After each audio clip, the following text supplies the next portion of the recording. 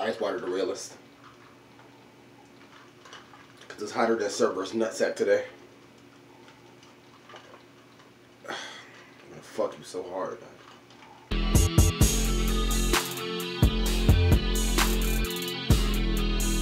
What is up, people? It is your boy Mersuit Johnny / the real emo link / young Kovu scar on my face, looking like Zorro, and it's controversial what the statement is this is about to be. I'm just gonna come right out and say it. Furry Cringe is dead. Now, I don't mean furries being cringy. I mean, that's happening everywhere, like literally everywhere, but Furry Cringe as a, blood sport, it's gone. As you can tell by, you haven't seen very many successful attempts at making a Furry Cringe compilation in a good minute now. And there's good reasons for that. But before I go over those, let me take you on the history of Furry Cringe. So according to some graphics I looked up, Furry Cringe started a little bit in late 2015, but spiked up during the winter months of 2016 due to, us getting huge coverage about the gas incident that happened at MFF.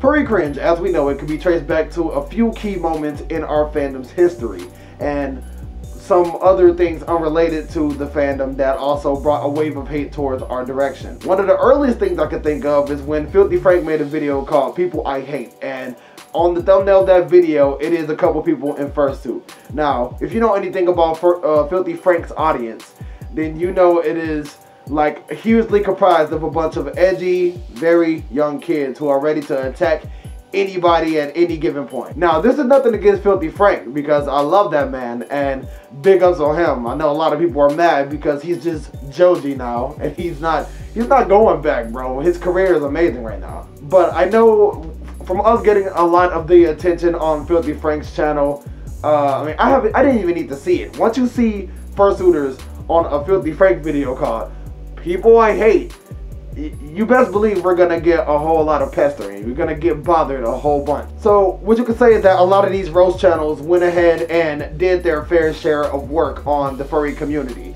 I still remember Leafy being one of them. Now Leafy, I remember he did the, commentary thing on all the single furries. And believe me, the comments on those videos were the most cancerous thing I've ever seen. Why did I go through them?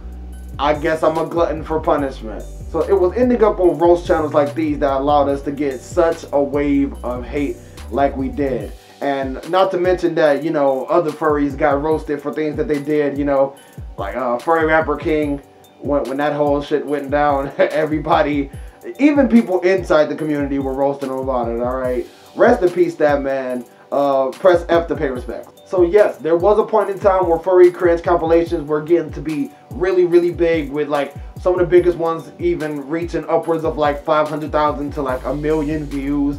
And it was getting to a point where I thought it was kind of over for us, you know what I mean? I thought we would never kind of bounce back from that. But at the same time, that's kind of when I started my crusade against it, in order to start doing a lot more cooler shit, just so that, people could realize, hey, we're kind of awesome. But enough about myself, you know what I mean? This is the whole state of the furry community we're talking about. More specifically, fursuiters. More often than not, it was fursuiters who was being portrayed as the cringy ones. But as of late, such Furry Cringe compilations has been nullified down to nothing. They've been ran into the ground, and YouTube has already taken its course on it. So it wouldn't be completely out of the random to say that Furry Cringe compilations are dead. Furry Cringe is dead as a sport. What led to this death? Well, I have a few theories. Number one, YouTube changed its requirements on what you need to be able to monetize your videos. So anybody who's a content creator can confirm this, that YouTube at some point of, what was it, 2017, I can't 100% remember, they rolled out this change that you now need at least 1,000 subscribers and 4,000 hours of watch time.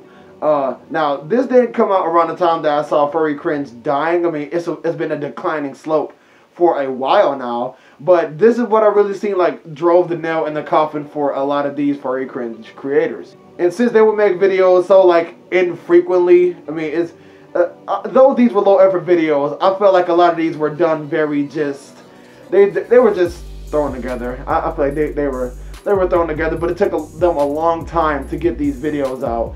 And any creator, like animators can tell you this too, that they struggle on YouTube trying to monetize their videos. So with YouTube looking more towards like advertiser friendly content, where exactly do you think cringe compilations ended up on the spectrum? It's safe to say that they aren't making that much money anymore, if any. Number 2, the departure of roast channels like Filthy Frank and Leafy. And I won't even call Filthy Frank a roast channel necessarily. He just brought attention to like these different waves of people, weeables, furries. And you know, with that being said, like it was definitely going to be some of his fans who took that a little bit too far and went to go harass people. And then of course the departure of channels like Leafy, who literally had an audience that was way too powerful and could bully anybody they so damn choose. And Leafy might have been a very, very big deal of that, being that he reacted to all the single furries. And yeah, that was just a shit show. It wasn't fun. But now that they're gone, we can live a little bit happier and a little bit freer now. Number 3, an increase of the quality of the videos. So a lot of furry YouTubers now actually like give you the decent knowledge needed to like start doing videos all your own. I even did this myself with the Dear Fursuiters video, you know what I mean? I am pretty sure I did a good job covering all the bases of how to make a half decent video so you don't end up in a Furry Cringe compilation. Because what you will see in a lot of these Furry Cringe compilations, they were either like things shot at cons or something like that. Like it's kind of weird because a lot of these had like telephone in it, and you're just looking at it like, oh my god, it's telephone. And you're like, how could anybody find this cringe? But it's like, they did it. They either did that or they had like very, very bad quality unboxings where the person was a little bit excited. They may have did something that looked a little bit cringy to like a wider audience who don't understand just the joy of getting a fucking fursuit. But a lot more furry content creators I know now is just like knocking it out of the park with these high quality things. Even if they don't have a whole bunch of subscribers, they're just knocking it out of the park quality wise, leaving, you know, Furry Cringe creators to make, you know, like not have a lot to talk about. You know what I mean? They don't have a lot to talk about. Nowadays, I think a lot of them are actually impressed with the amount of quality we can bring to a video, with the amount of originality and content we can bring to a fucking video. Number 4, just a surge of furry channels coming out of the woodwork. Like, I have not, like, a lot of furry channels I see nowadays have just recently, like, in the past year or so, just made their YouTube channel, you know what I mean? It wasn't as big a market as it is now. It was a few creators who was really standing out representing for us. This is only a couple years ago. But now, everybody's stepping out and doing content, and I think that's fucking fantastic. Please, guys, keep doing that shit, guys. Like, keep running out, make your channels, live your dreams, dude. Just do really interesting shit. Look awesome on that camera. Speak awesome. Do awesome things. Just show these guys that we are more than meets the eye. If we're cringy, fine. We're gonna be cringy and awesome. How do you? I mean, I can most certainly be cringy and awesome at the same time. I mean, let's be real. But guys, yes, like I love that you guys are just making channels nowadays, and it's really making me feel good, as well as it should be making them feel bad. Because as roast channels disappear, furry channels keep growing. I'm sure that's not a direct correlation, but let's say it is because it's very much more interesting. And then number 5, the improvement of social behavior. I can't tell you guys how proud I am that I don't see a bunch of craziness going on anymore. I mean, well... Oh, hell no! Okay, what I'm saying is you guys have toned down a little bit. Don't worry, I still see crazy shit all the time, but you guys are really like has been keeping it together. I like to thank channels like Picari and Ragehound for just being a good influence on the younger generation and really just like telling us some goddamn common sense when you come into the fandom. Like a lot of young furries might not even like realize that, you know, you represent our fandom as well as we represent our fandom, you know what I mean? So if you go out doing some crazy shit, better chance that somebody's gonna post it, make fun of you for it online, and nobody wants that. So thank these channels and any other channels who like set a good example for the younger generation. I'd probably think of like Ace of Hearts too. And thank you guys who are actually like taking this advice to heart and like and are settling down, because Lord knows we don't need any more negative attention attracted to us in this fandom. We are actually, like, we've been working on it pretty steadily, and we're climbing up there. It's getting to the point where, like, people are starting not to really care anymore about furries because they're more well informed. Like, it's just not a seething hatred against us anymore. Like, we can actually be ourselves. So I want to wrap this up completely. The reason I think Furry Cringe died is because it wasn't profitable anymore, right? I don't even really think a lot of these Furry Cringe people hate us, per se. Yeah, sure, they might look at us like, oh yeah, this is a nice gold mountain of cringe. That might be some of like the littler, the more smaller creators who's not, you know, who just does it for fun. But these people, they were profiting off of that shit.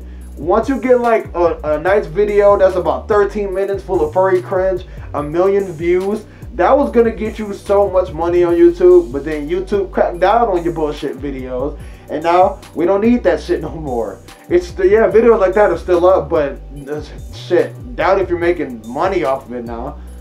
Doubt that it's monetized now. So long story short, you can't make a quick buck off of trying to tease us anymore, motherfucker. We got you, and we checkmated you, and we came back harder and stronger than ever. Motherfucker, we're killing it now. And with so many great creators coming out of the woodwork, I couldn't be like, I couldn't be happier being a part of this fucking community. You guys are just too awesome. So yeah, bye Furry Cringe. And now, if you'll allow me, it's time for me to do my piece.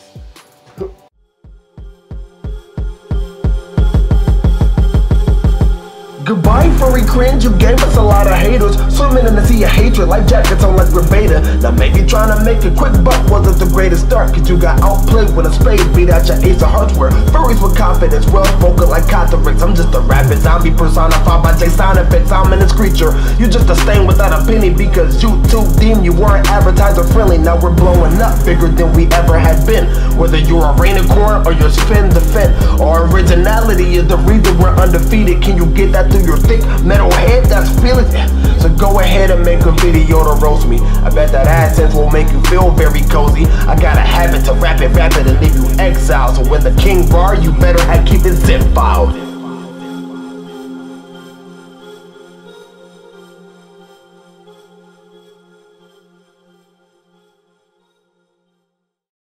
Alright guys, now with all of that out of the way, I have one question that I want you to answer down in the comment section right now. Do you think Furry Cringe as a sport, do you think it's dead?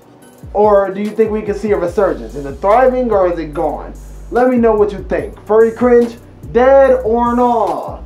Alright, and if you like this video, why don't you go ahead and throw a like on it. If you didn't like it, hit that dislike. I don't give a fuck, son. And if you want to see more comment, I can't English today, I'm sorry. If you want to see more content like this in the future, hit that subscribe button. And you know what, I notice a lot of people like commenting like first on my videos and shit like that. Is that my notification squad? Give a shout out in the comment section below if you my motherfucking bell hitting notification squad. I love you guys, and I will see you later. Peace.